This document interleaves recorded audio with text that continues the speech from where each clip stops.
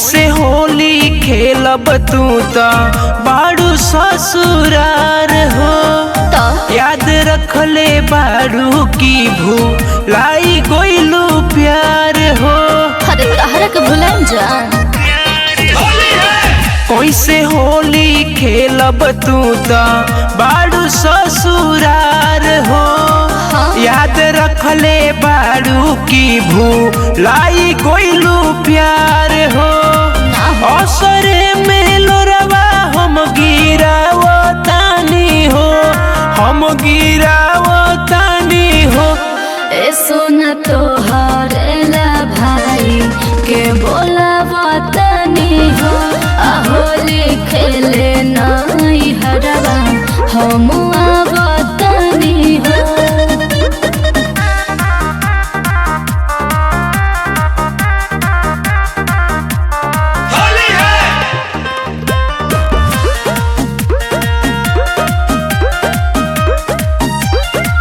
झूठ बोलतारू हमसे करेलू मजाक हो लगता अब की रंगे के नहीं मिली फराक हो। अरे ऐसे काहे सोचता पक्का हम आहिम जानू कर विश्वास हो प्यार पर रख भरोसा टूटे न दे हम आस हो।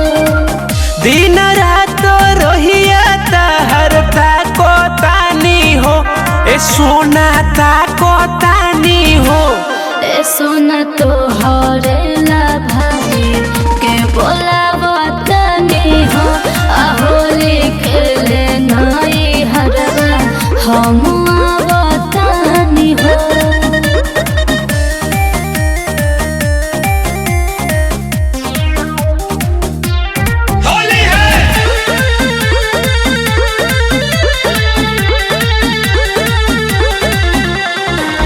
इहे सोची सोची हमारा आवे न नींद हो जियो तानी तोहरे ला तोरी हना उम्मीद हो। कबो न जान जैसे जैसे मन करे ओइसे लगाए शेखर सनेहिया रविंद पीछे कारी डल हिलाए नाई भूत मर जाइबो हम बतावो तानी हो समझावो तानी हो। ए सोना तोहर ला भाई के बोलावो तानी हो होली खेले नाई हरवा हम आवो तानी हो। अरे बिहा नहीं आ जाए।